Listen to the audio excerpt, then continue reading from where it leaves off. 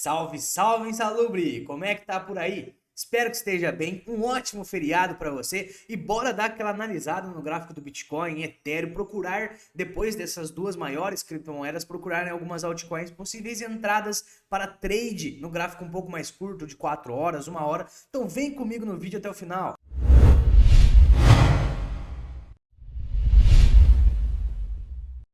Rapaziada, antes da gente olhar um pouco o gráfico do BTC, a gente começa olhando um pouco do gráfico do S&P 500, porque a gente sabe que está totalmente correlacionado, né? O S&P 500 aí, respeitando bastante essa LTB, onde a gente teve alguns toques, primeiro toque aqui, aqui também, e atualmente a gente vindo aí para retestar patamares importantes, que inclusive está servindo como um grande suporte aqui pra gente, né? Olha só. Foi dois topos aqui e no meio dessa queda que teve, ele parou exatamente nesse dia aqui, tentou subir, voltou. Estamos aqui novamente usando como suporte aqui uma possível barra aqui de short squeeze, né? Uma barra aí de alta no meio da queda. Então a gente está enxergando no momento no S&P 500 que a gente está respeitando esse suporte, pelo menos até agora. Perdendo esse suporte aqui, a gente vai possivelmente vir para retestar novamente, né?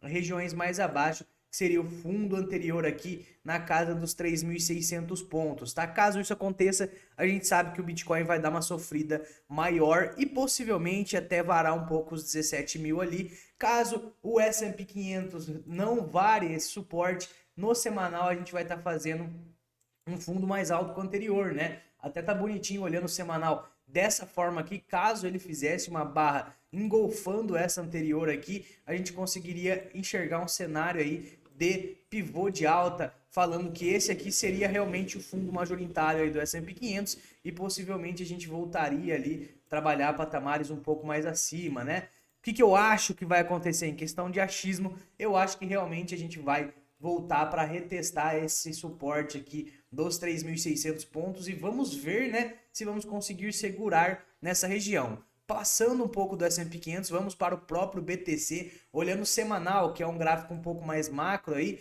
a gente está muito próximo aí de retestar o fundo dos 17.600. Se a gente der um zoom aqui e fazer em questão de porcentagem, cara, uma quedinha de 10% já seria esse reteste, então é totalmente plausível. Acho até difícil a gente não retestar isso aqui. Sei que nessa região dos 19 mil tá cheio de ordem de compra, por isso que a gente não tá caindo de uma vez, mas ontem a gente teve uma porrada. Se a gente olhar o diário aqui, a gente consegue enxergar basicamente que só na data de ontem a gente teve uma correção aí, ó, do topo ao fundo de 7% no Bitcoin. Se ele faz uma barra parecida com essa aqui, a gente vai estar beirando os 17 mil ali, então é totalmente plausível isso acontecer, né? Além disso, a gente tinha, né, aqui no gráfico diário do BTC, um desenho gráfico parecido com isso aqui, que ele veio e simplesmente rompeu para baixo, tá, família? A gente tinha esse desenho aqui que eu vou mostrar na tela aqui para vocês, e basicamente ele rompeu isso aqui para baixo, né?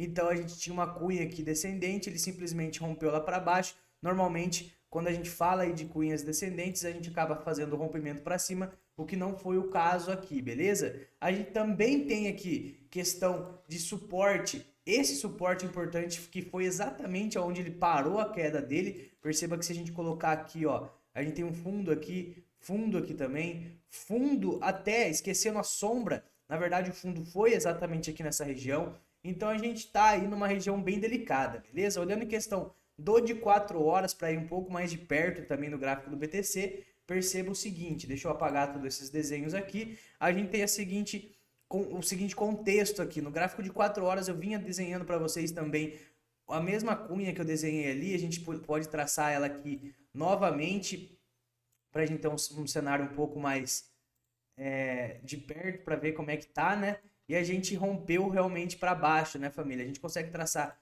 de um jeitinho um pouco mais bonitinho, né? Vamos fazer aqui. A gente realmente rompeu ela para baixo aí. Possivelmente vamos ter um reteste aqui na região da própria cunha, que seria aqui na região dos 19.200, para possivelmente vir retestar mais abaixo ou ficar um pouco mais morno nesses dias, tá? Isso daí vai depender claramente também do próprio S&P 500, que a gente sabe que está muito correlacionado. Sabendo disso, vamos para o gráfico do Ethereum também. O Ethereum estando um pouco mais forte, né? A gente sabe que o Ethereum, por conta da atualização do Emerge, está aí nesses últimos tempos mais forte que o Bitcoin.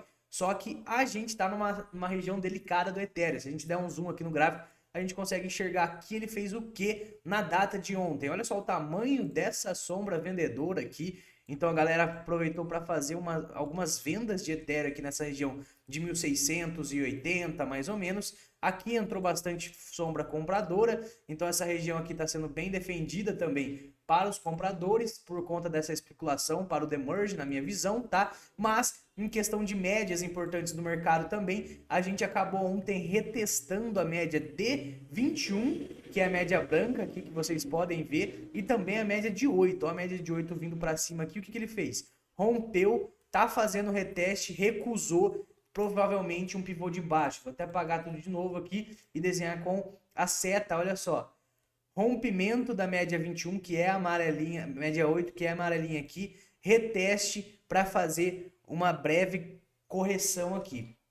Cara, eu não faria operação em Ethereum, principalmente por conta do demerge, tá muito imprevisível aí, possivelmente vamos ter uma queda, né? Em questão de RSI, perceba que no RSI também do Ethereum a gente jogar uma linha aqui na região 50 do RSI, o que a gente tá fazendo? A gente fez um toque aqui nessa região de sobrecompra quando a gente fala no curto prazo, né? Normalmente quando ele toca aqui é o respiro da alta para depois vir e cair mais. O que acontece no RSI, ele vem regiões mais abaixo aqui. Aí ele sobe de novo, o que acontece? Sobe aqui também. Cai de novo, é a queda. Então o RSI mostra pra gente aí que ele teve um espaço para alta aí nesses dias, tocando na região do meio, que foi o que aconteceu aqui. E possivelmente, em questão de RSI, pelo menos se ele vier buscar patamares mais abaixo, a gente vai ver o preço derretendo também juntamente. A gente tem esse suporte aqui no RSI, no gráfico do Ethereum, muito importante também, que foi esse topo aqui, que é os $1.200. Depois disso, região dos $1.000, na minha visão, uma região importante também, que vai ser defendida ali por ordens compradoras. É uma região que eu, inclusive, quero comprar Ethereum. Tô só aguardando caso ele venha retestar essa região. E depois lá embaixo nos $800, mas não sei se a gente vai buscar patamares tão abaixo, né? Nada, o mercado é imprevisível, então não dá para saber, mas se vier para esses $800 aí, na minha visão é pura oportunidade, tá, família? A gente tá falando do Ethereum aí, que é a segunda maior criptomoeda, e se ele chegar nesses $800 e voltar no topo, a gente tá falando uma valorização extrema na segunda maior criptomoeda, né? Vamos pegar do fundo aqui dos 800 até o topo, a gente tá falando praticamente de 500%. Entretanto, na minha visão, para o Ethereum, esse topo aqui que a gente fez nessa região é totalmente fraco. Posso estar falando merda, pode não passar esse topo, mas eu, Lucas, acho que vai passar facilmente esses $5.000 aqui. Acredito no Ethereum valorizando muito para o próximo ciclo, beleza? Fizemos uma análise mais macro até agora. Se você gostou, eu peço para você, por favor, deixar o like para ajudar o canal. Isso daí fortalece muito e não custa nada para você. E agora a gente vai numa análise um pouco mais de perto do mercado para procurar ali entradas de trade no de 4 horas, tá, família? Então deixa seu like aí que a gente vai olhar algumas altcoins que eu já separei aqui para vocês, pra gente procurar alguns trades. Inclusive, na data de ontem, a gente fez a live, todos os dias a gente faz lives 10h30 da manhã aqui, só hoje que a gente não fez por conta do feriadão, então resolvemos dar uma descansada, né, porque, porra, essa rotina de produtor de conteúdo também é trash, mas viemos com 2 vídeos aí pra recompensar. Então, em questão da live de ontem, a gente passou um sinal que a gente passou no nosso próprio grupo VIP na live, e quem conseguiu olhar esse sinal a tempo, por isso que é importante você assistir a nossa live, né? É uma análise que a gente faz e conseguiu fazer um lucro muito interessante. Eu vou até mostrar aqui pra vocês. Olha só, família, esse aqui foi o sinal que a gente passou durante a live também. E o que estava acontecendo? Não é sugestão de investimento nem nada do tipo, até porque a análise já foi, tá? A gente mostrou aqui, ó, entrada short Polkadot estava 7,51 no momento. Motivo, ela tinha confirmado a média de 21 como resistência. A gente der uma olhada na foto aqui, olha só, ela testou a média de 21 como resistência, entrada linda, aqui era uma região importante para ela também, e depois disso ela recusou essa região 21, e daí a gente fez um trade aí com alvos no 7,31, 7,22, 7,9, alvo 1, 2 e 3 batidos ontem mesmo. Então foi um trade interessante aí para quem conseguiu pegar, e a gente também vai abrir vagas aí para o nosso curso, onde a gente ensina a fazer essas operações shortado, comprado, e também ganha de brinde a sala de sinais, que é essa sala aqui, beleza? Vamos continuar com a análise aqui agora. Olhando em questão de análise de altcoin aqui, família, eu separei algumas que estão bem interessantes aqui pra gente continuar olhando. Uma delas é a própria Link, né? A Link fez um movimento bem interessante aqui, se a gente der um zoom no gráfico diário da Link, olha só o que ela fez. Ela fez aí um reteste aqui na data de ontem, na média de 8, acabou recusando e ela tá vindo para vir retestar a média de 21, que é essa média branca aqui. Então, possivelmente, caso ela reteste essa média de 21 aqui, a gente vai estar fazendo o quê? Um topo mais baixo que o topo anterior, além do fato de que se ela recusar, vai ser uma possível entrada aqui. Nada do que a gente passa é sugestão de investimento, mas é uma região muito importante para a Link também. Se a gente colocar uma linha aqui, perceba o tanto de toques que tem nessa linha aqui no passado, né? Olha, foi um toque aqui, inclusive, que ela veio para baixo, toque aqui que ela veio para baixo, toque aqui que ela veio para baixo, toque aqui que ela também caiu. Então é uma região importante para a Link aí. Se a gente tirar todos esses desenhos e traçar só questão de resistência aqui, ó, nessa região que possivelmente ela pode vir testar, a gente consegue ver o tanto de topos aí, até fundo a gente tem nessa região no diário, né? Perceba que foi um fundo aqui para ele fazer esse pivô. Então realmente é uma região importante para a Link aqui. Se ela retestar, vier uma barra de confirmação vermelha aqui, cara, pode ficar de olho na Link aí para fazer uma operação short, beleza? A Link é uma das que eu tô de olho aí para esse tipo de movimento. Se a gente pegar aqui também, quero dar uma olhada na AVE. AVE também fez mais ou menos um movimento parecido com a Link, né?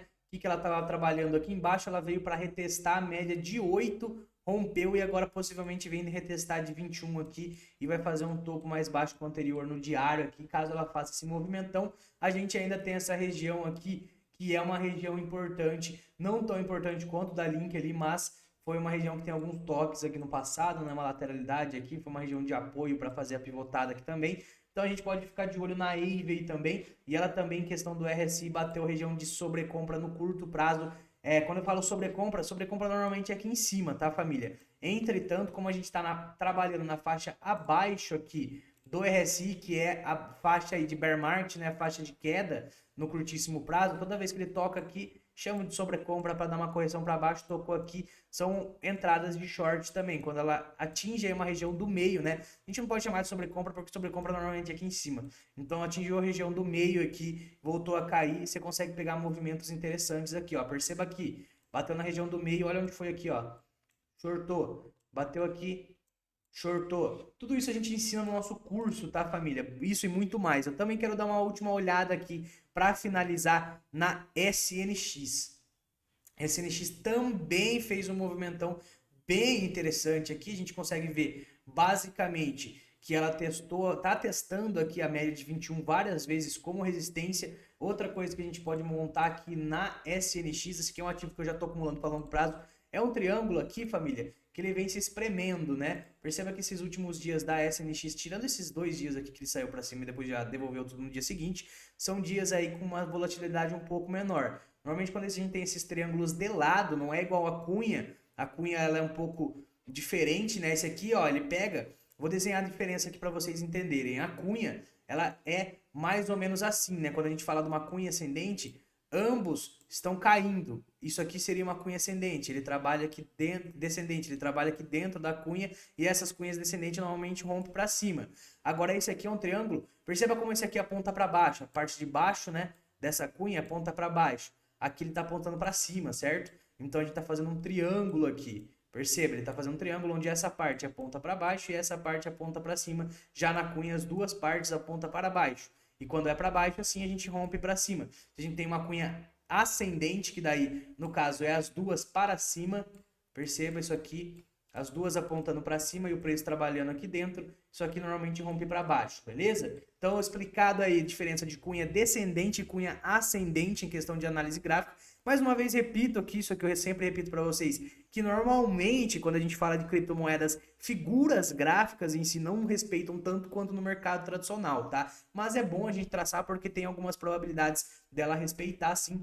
E o triângulo a gente não sabe para que lado ele rompe, né? Eu tinha traçado para vocês aqui o triângulo, então o triângulo a gente não sabe para que lado ele rompe, ele tem a probabilidade de romper para os dois lados, entretanto, normalmente é um rompimento forte. A gente vê que o volume ele vai diminuindo aqui embaixo também, né? Perceba como o volume está bem fraquinho nesses últimos dias, até que chega um momento que acontece o quê? Ele explode, ele escolhe, eu quero cair, pô, dá uma explosão para baixo, o volume vem torando aqui para cima.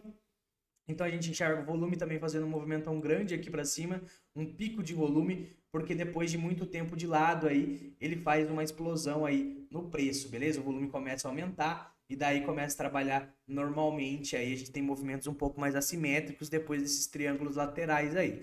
Beleza, família? Espero que você tenha gostado da análise aqui. Mais uma vez falo para você deixar o like, se inscreva caso não for inscrito, também compartilhe esse vídeo para ajudar mais pessoas e a gente vai abrir amanhã o nosso curso aí, mais a sala de sinais como brinde. O link da lista de espera tá aqui na descrição e amanhã a gente vai voltar com as lives torando pau do nada, o vídeo end.